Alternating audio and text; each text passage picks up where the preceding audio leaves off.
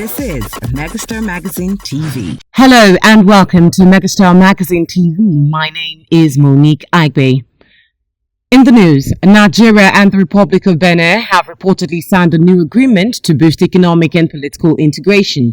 The signing took place at the first ever West African Economic Summit held in Abuja and was witnessed by both Nigerian President Bola Ahmed Tinubu and Benin's President Patrice Talon. Speaking at the event, President Talon declared that Benin and Nigeria are not just neighbors, but one people. He called on their respective ministers to act swiftly in making the integration a reality. Oba of Benin, Ewa II, received 119 stolen artifacts from the Netherlands during the infamous British invasion of 1897 in the Great Palace of Benin Kingdom. The Oba said plans by some international cartel to reloot the artifacts were thwarted after he prayed to God and the ancestors. Oba thanked President Bola Ahmed Tinubu for supporting and committing to the efforts former President Buhari put in place to ensure the artifacts are not relooted. The Honourable Minister representing Kaura Federal Constituency at the National Assembly, Honourable Donatus Matthew, has empowered over 70 youths from Kaura local government area with advanced agricultural training.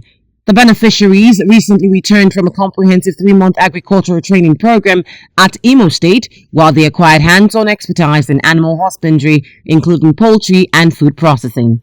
The program is a commitment to practical empowerment by equipping the youth with modern agricultural skills, laying the foundation for self-reliance and community development.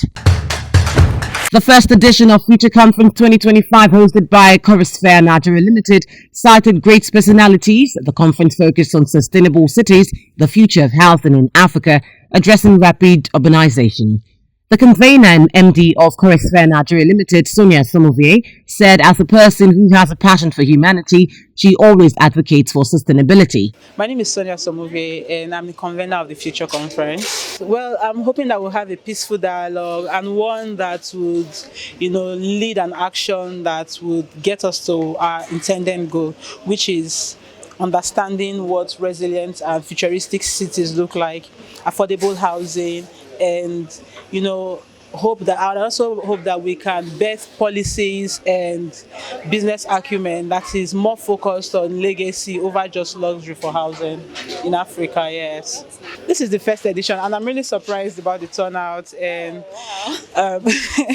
this is our first edition, and we're looking to have a 2.0 soon.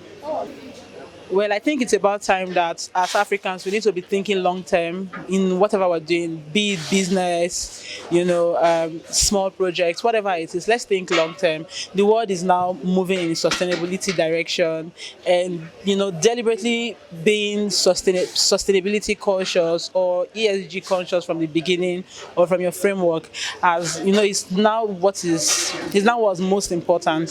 So we're looking at having a generation of African businesses, African governance and leadership that is driven by sustainable plans. The keynote speaker, Dosu Tanko, representing Honorable Tessa Ugbo, the Deputy Chairman of the House of Representatives Committee on Environment, highlighted the importance of building a good structure and having a conducive environment. Africa is the continent with the fastest urbanization rate on earth, but we're not urbanizing with dignity. We're urbanizing in desperation. From Lagos to Dakar, from Makurdi to Monrovia, what we're witnessing is not planned growth, but unmanaged sprawl. Over 200 million Africans live in informal settlements. In West Africa, housing deficits are increasing at a rate of nearly 20% annually. In Benue State, up to 63% of homes lack adequate sanitation or structural safety. And across Nigeria's north-central region, climate shocks, floods, desertification, and conflicts are compounding an already fragile housing reality. Highlight of the event was the red carpet, fundraising of project building, tea break, presentations, panel discussion, and exhibition tour. On the foreign scene, British Parliament has voted in favour of a bill to legalise assisted dying for terminally ill people, marking a landmark moment of social reform in the country's history.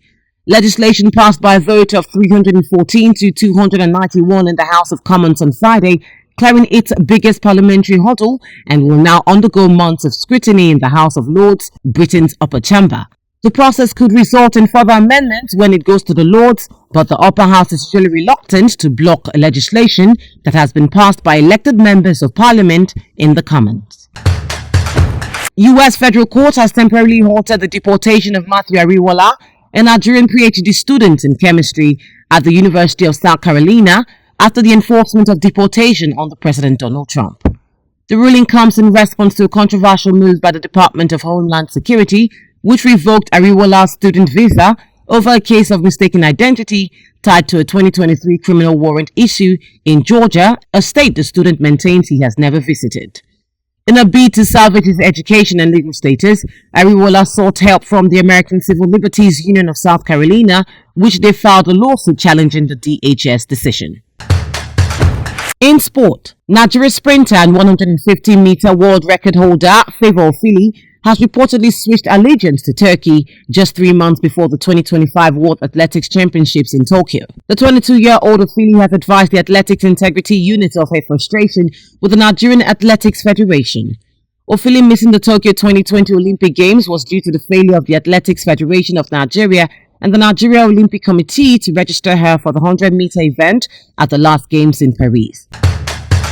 Nigerian Leicester star player Wilfred Ndidi was visibly over the moon as he attracted a star-studded team to the annual Maracana Children's Feast, which entered its third edition this year. The special event, bankrolled by the midfielder in collaboration with Nathaniel Idowu Foundation, headed by sports enthusiast and business mogul Yemi Idowu. The grassroots football event, held at the iconic Maracana Stadium in Ajegule, is part of Ndidi's initiative to give back to the community and inspire the next generation of football talents. In entertainment, the solo art exhibition titled In Her Eyes portrayed a significant means of communication, storytelling, cultural expression, conveying ideas, emotions, and language telling.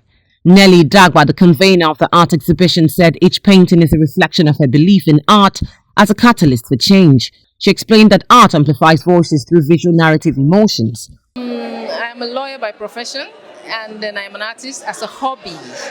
So I have been in the dark for a very long time, like they say, and I've done this quietly until the Belgium ambassador purchased the painting of mine, and it was like, why don't you come show your piece out to the world? And so I have a collection of works concerning women expressing themselves emotionally, and I thought I should put it together because these women express themselves through their eyes, and that's the title of my exhibition, In Her Eyes. So I thought I should express it to the world. The host, Peter Linknet, described Nelly as a lady who believes in culture, norms and value of her people. Peter encourages individuals and governments to go back to the drawing board to preserve their identity. Well, this is the first solo exhibition for a female artist in Nigeria, Nelly Idagba, who is self-taught, very productive, and also very clear-minded about what she wants to portray. I mean, I'm not to speak for her, but I was drawn into her portraits right away when I arrived in Nigeria.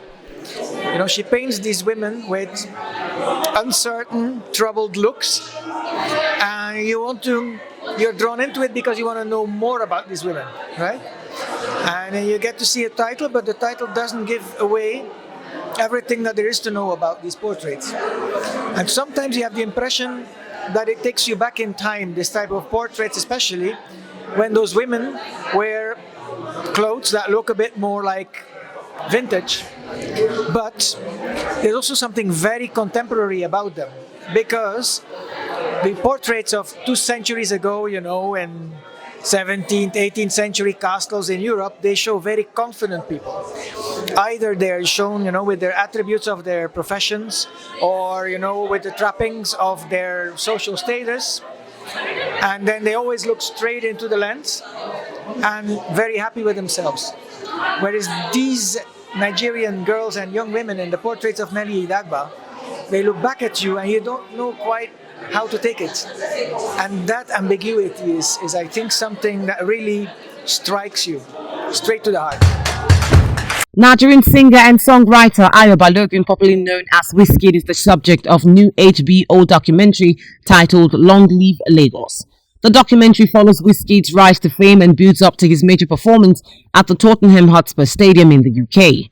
The documentary captures the build-up to the performance, including rehearsal footage, while also offering a behind-the-scenes look at the artist's life. That has been the news. For more information, follow our social media platforms showing on your screen. Up next is Voices from the Street.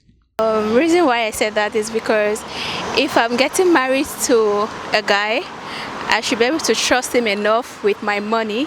If I'm going to trust him with my life, definitely I should trust him with my money.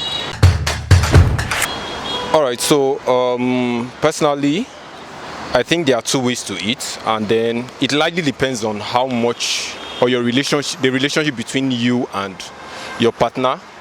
For me, I don't think there's any problem with it. I don't think there's anything wrong with that. If you trust your partner, that's the most important thing. But then if you know you're having issues trusting your partner and then you don't have 100% confidence in it, then there's no point going to the book. But then I know people who do it and they don't have any regrets doing it. So to me, it's something I can do, actually. Thank you. If the husband actually sees it as, let's say, like we should, and that will please him though, I can do it though, but you need to be smart in another way. You having a joint account does not mean that you should not have another one somewhere else. So like, there must be a way before they'll be using your money to feed side chick. You understand now? So those kind of things, just need to be smart. As a Nigerian woman, you need to be smart. That's just it. I can't. Men cannot be trusted. Yes, now men cannot be trusted. I can't trust a man to have a joint account with. You don't see what is going on social media. You marry today, tomorrow, no marriage. So I don't think I will ever have a dream of having joint account. Let everybody have his account and manage his account.